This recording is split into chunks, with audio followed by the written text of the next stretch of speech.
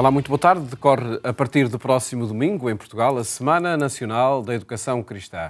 O propósito desta iniciativa vai ser apresentado daqui a pouco por Carlos Menezes Moreira, depois de lhe mostrarmos notícias que marcam os últimos dias, e vamos começar pela Semana do Papa Francisco. Cari fratelli e sorelle, buongiorno.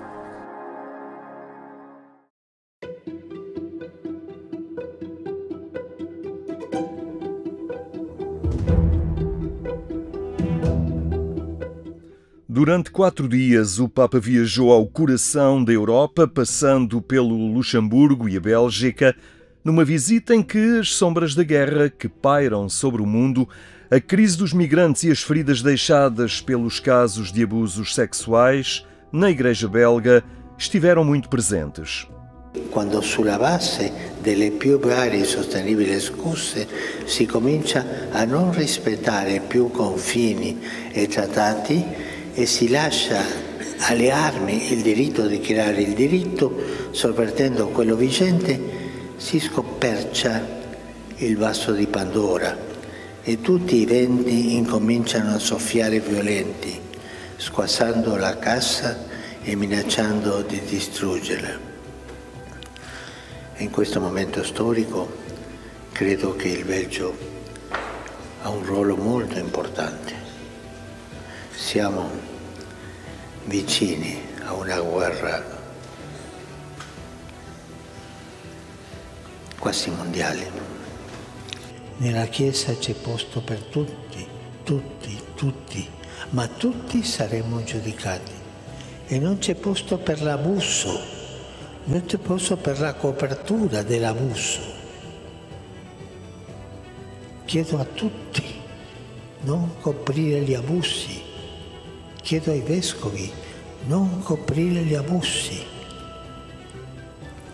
condannare gli abusatori e aiutarli a guarirsi di questa malattia dell'abuso.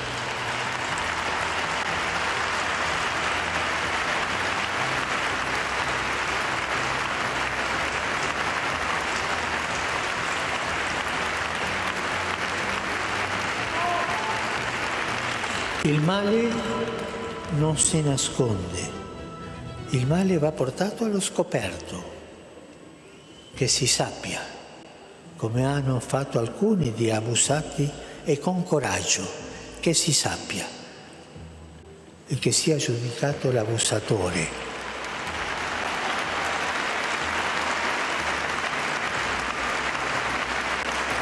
Che sia giudicato l'abusatore, sia laica, laico, prete o vescovo, che sia giudicato.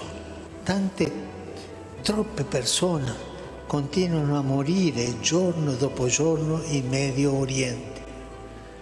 Preghiamo per le vittime, per le loro famiglie, preghiamo per la pace. Chiedo a tutte le parti che si cessi immediatamente il fuoco in Libano, a Gaza, nel resto della Palestina, in Israele.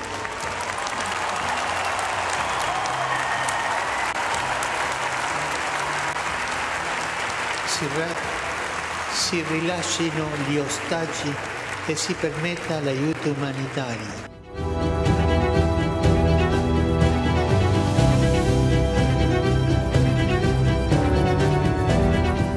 2 dias de retiro precederam a abertura da segunda sessão da Assembleia Sinodal. Um tempo de silêncio e reflexão a que o Papa quis somar simbolicamente uma vigília penitencial.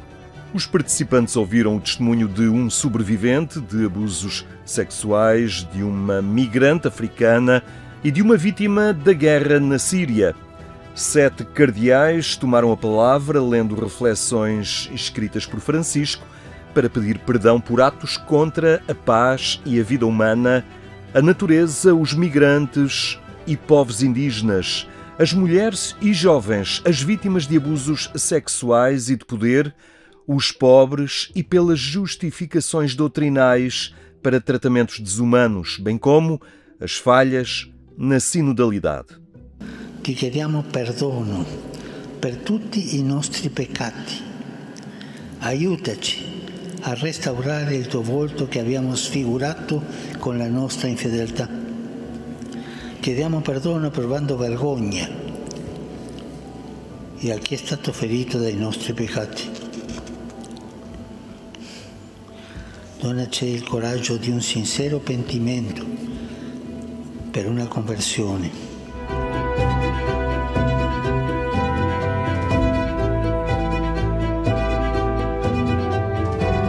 A abertura da Assembleia Sinodal, com a procissão solene dos participantes pela Praça de São Pedro, ficou marcada por duas palavras: diálogo e paz.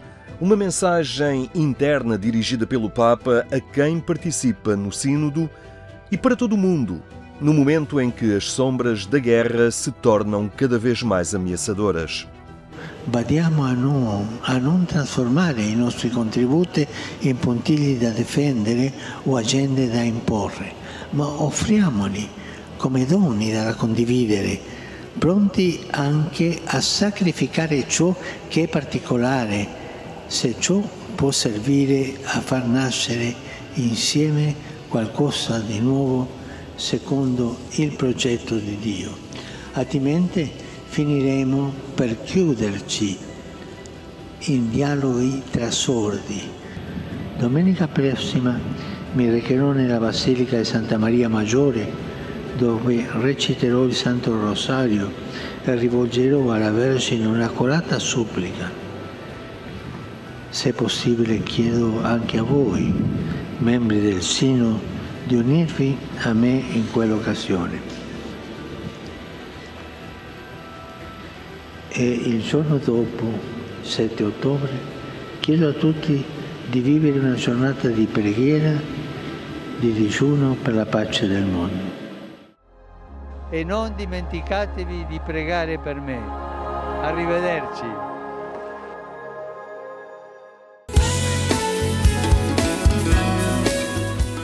O Padre Miguel Gonçalves Ferreira é o novo coordenador do Serviço Nacional da Pastoral do Ensino Superior.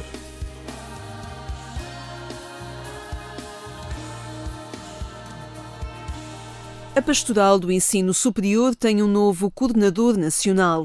O Padre Miguel Gonçalves Ferreira traz à presença da Igreja Católica neste meio a experiência que os jesuítas têm no acompanhamento em meio universitário. As pessoas sentem que em espaços de igreja ou não se pode fazer perguntas porque se vai escandalizar ou porque o senhor padre ou quem lá está não vai gostar. E esta capacidade de fazer perguntas e depois também de escutar respostas, e esta capacidade de estar com as pessoas nas dificuldades que elas realmente têm e de tentar que no diálogo que se estabelece haver alguma consistência, alguma profundidade. Na verdade, eu não posso pôr perguntas, ou eu tenho medo de pôr perguntas, ou eu tenho medo da reação das perguntas que eu...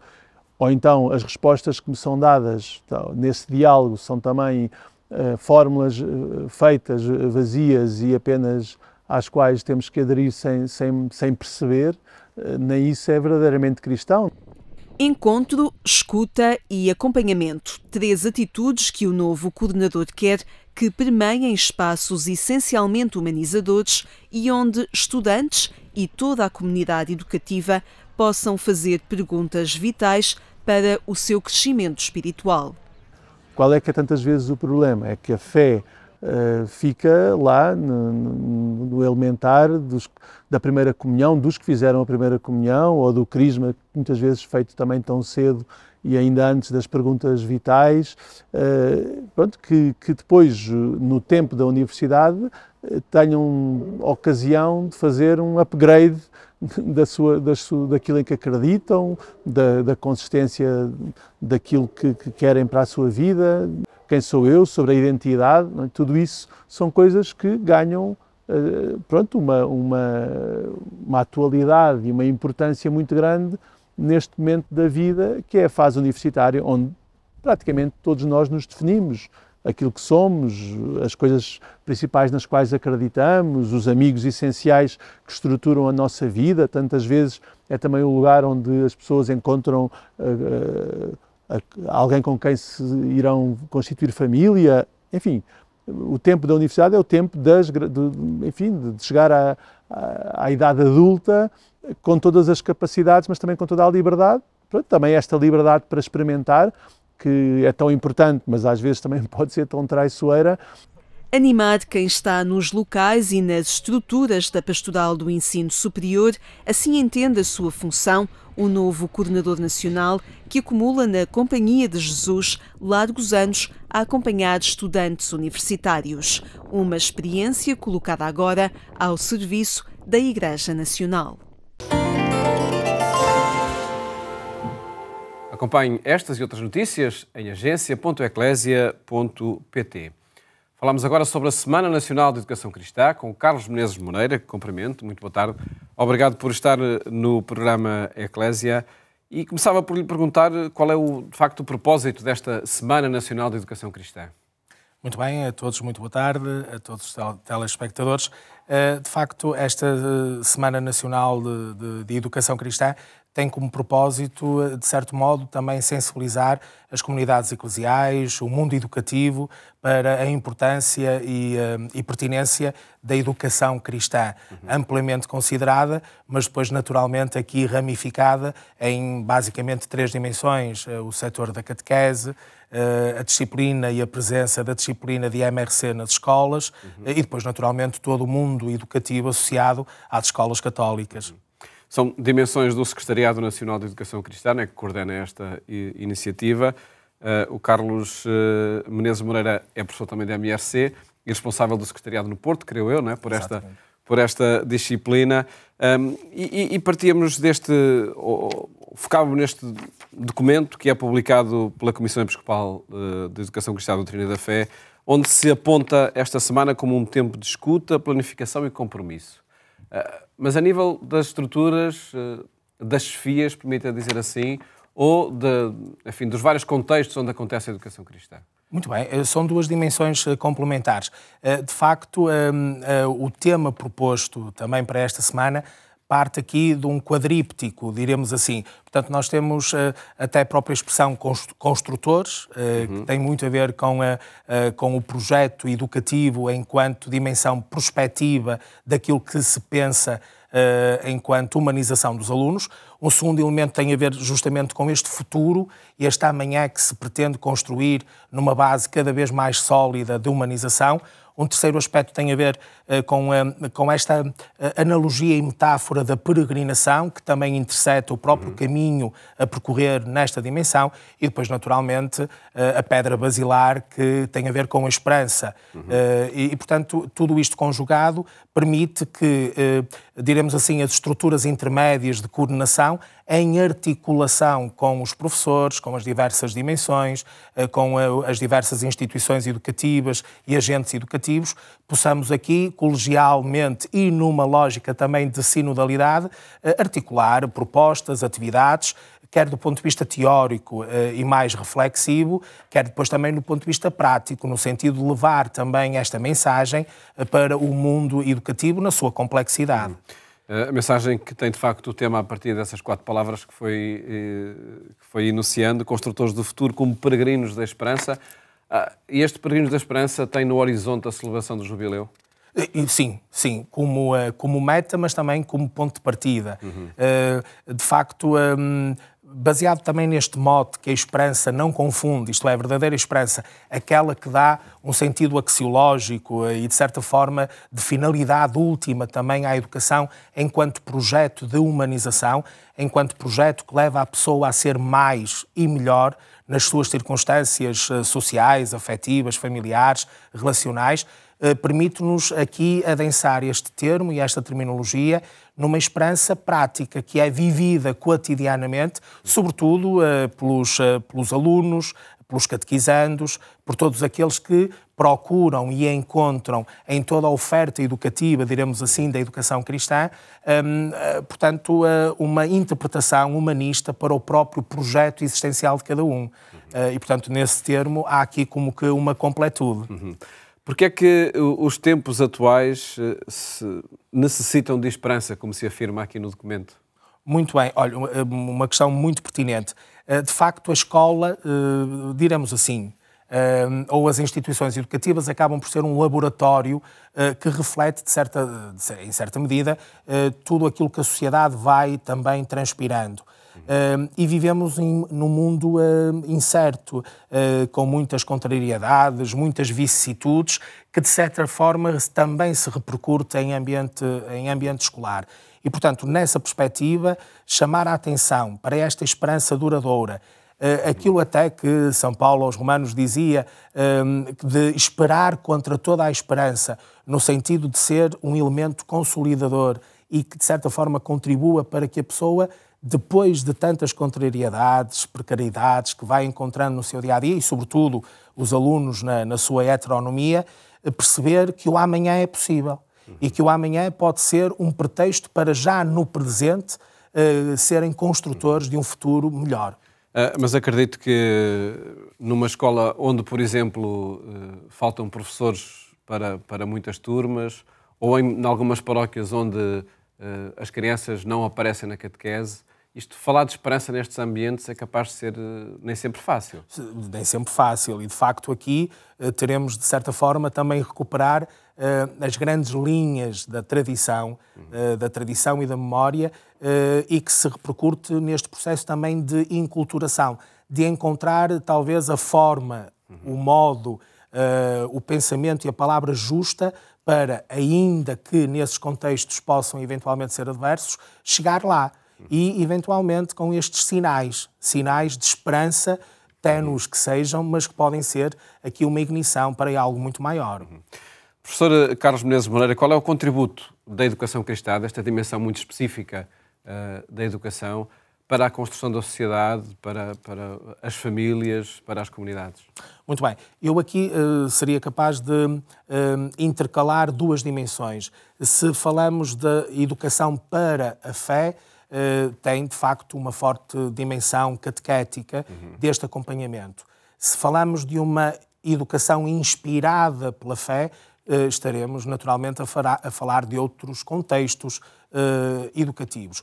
E o contributo é muito simples, e, por ser simples, acaba por ser muito exigente, que é, concebendo a escola como um laboratório, uma oficina, uma casa de humanidade. Então, o contributo da educação cristã é justamente contribuir para a instalação nesta profissão de ser pessoa, de ser homem e de ser mulher. E, portanto, isto vai convocar diversas dimensões que são trabalhadas em todas as instituições educativas, com o contributo de diversas áreas do saber, mas a educação cristã como que apresenta um projeto antropológico de humanidade. De uma humanidade que se quer, nesta lógica de esperança, que se quer feliz, realizada e que seja potenciadora de todas as capacidades humanas, que depois se vai repercutir nas grandes qualidades da vivência da cidadania, da responsabilidade, da integridade, honestidade, verticalidade, naturalmente emoldurada por princípios éticos, por princípios morais, que de certa forma, lá está, dignificam a condição e a profissão de ser pessoa e de ser humano. Profissão de ser pessoa acaba por ser um conceito, talvez com alguma provocação. Exatamente, porque nós hoje falamos muito também na questão, e bem, da orientação vocacional e profissional, que depois, a dada altura, se vai plasmando nas diversas orientações, até a nível de realização profissional. Mas se nós formos aos fundamentos da educação, nós percebemos que a educação é o contributo que prestamos, uns relativamente aos outros, para a instalação nesta profissão, isto de professar esta de ser pessoa. Exatamente. Por vezes é esquecida essa dimensão basilar. Exatamente. Pode depois desenvolver-se outro tipo de vertentes, todas elas muito nobres, mas depois vai-se ao âmago da questão e é até que ponto é que eu estou profissionalmente, diremos assim numa linguagem mais técnica, a ser pessoa e homem, naturalmente com maiúscula, para dimensionar aqui toda a integridade da pessoa. Professor Carlos Menezes Moreira, uma última questão: de que forma, com que propostas interessa assinalar esta Semana Nacional da Educação Cristã, seja nas comunidades carentes, que se encontram em cada fim de semana, seja em família? De que forma é que se pode assinalar esta semana? Muito bem. De facto, a Comissão Episcopal de Educação Cristã tem, desde há muitos anos esta parte, promulgado sempre uma nota pastoral. Uma nota que, ao ser disseminada por todos os meios de comunicação e ao nível contextual das comunidades cristãs, já é um bom pretexto de leitura fácil, de uma leitura muito fluente, mas muito substancial. E, portanto, esse seria o passo para que as pessoas refletissem nos seus âmbitos familiar, catequético, pastoral, educativo, que o próprio documento fosse objeto de uma hermenêutica, de uma análise e depois de uma transposição para o aspecto mais prático e pragmático. Depois, esta semana também enquadra-se num contínuo de diversas atividades promovidas pelo Secretariado Nacional de Educação Cristã, que depois se vai repercutindo aqui em exemplos muito mais concretos e individualizados de ações da catequese e, sobretudo, aponto já para finais de maio, por exemplo, da Semana da Disciplina de MRC.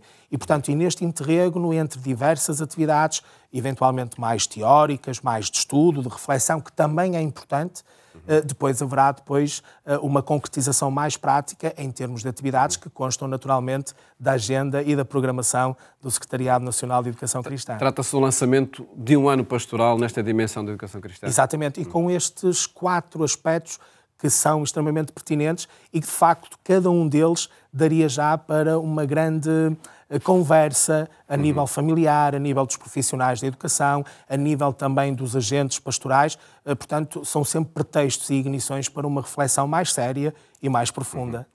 Recordo o tema, Construtores do Futuro como Peregrinos da Esperança, proposto para esta Semana Nacional de Educação Cristã, que o professor Carlos Menezes Moreira aqui apresentou e que agradeço ter estado no programa Eclésia. Muito obrigado. Muito obrigado. E um tema que voltaremos, este da Semana Nacional de Educação Cristã, aqui no programa Eclésia, na próxima segunda-feira. Votos de uma ótima tarde e até amanhã, se Deus quiser.